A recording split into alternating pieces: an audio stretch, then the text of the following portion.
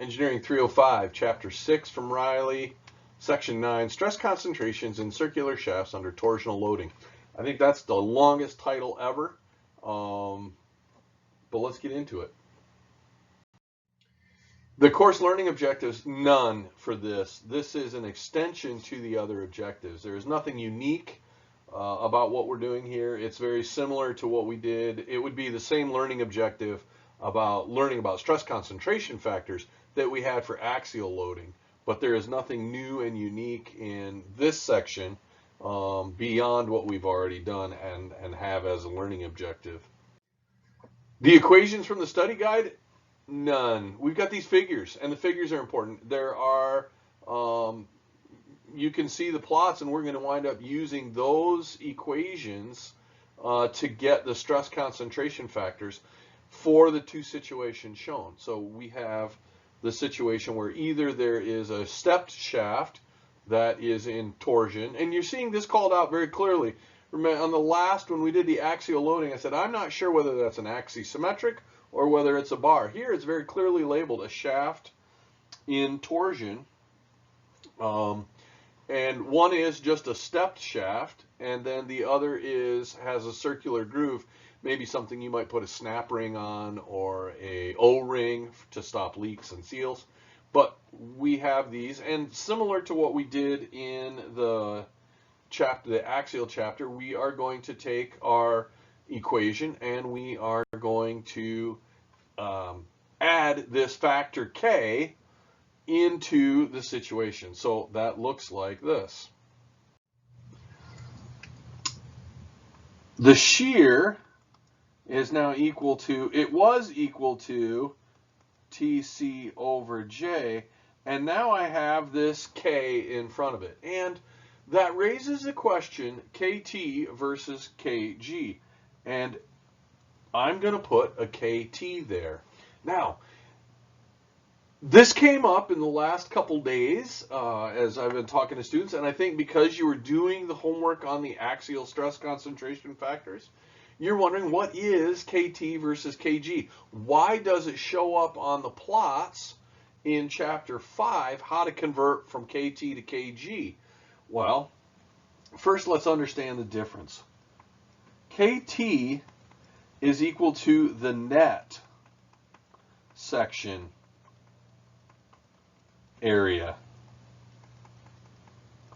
KG is equal to the gross area.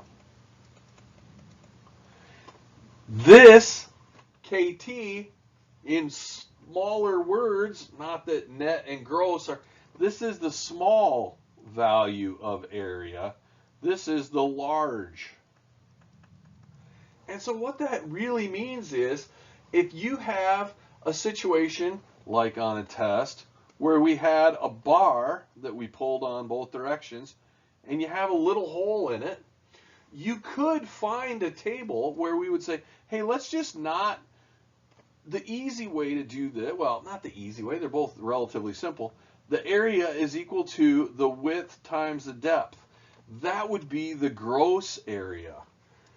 The net area, which is what most people did, is it's the width minus, I put depth, D, depth. Let me change that to T. Let's change our symbol a second there. Width times the thickness. It's going to be width minus the diameter of the hole times the thickness. That's got a diameter D. This is now the net area. Now, there are tables that will have net and there are tables that will have gross. Most of the time, I think you should always use the small area. Why? It's more conservative. It gives you higher stresses. So you're already putting safety factors, and so here's one more. Make sure you know what you're doing, but if it's, that's the conservative route. And then we're going to plug in a stress concentration factor, KT. So what are we getting in these plots for torsional stress? You can see the equations that we're getting are K, or the graph is giving us KT. That is based on the smaller area. So that's going to be based, use that smaller diameter when you're calculating, again, my equation, stress is equal to TC over J. Use the smaller properties. Use the smaller properties. So that's going to be for the smaller part of the shaft. All right. Next presentation is going to be example problem 613. We have a step shaft, and it's going to be a quick, straightforward problem where we're really picking up information off the plots, off those graphs. So hope you're doing well. Don't worry, there's more to come.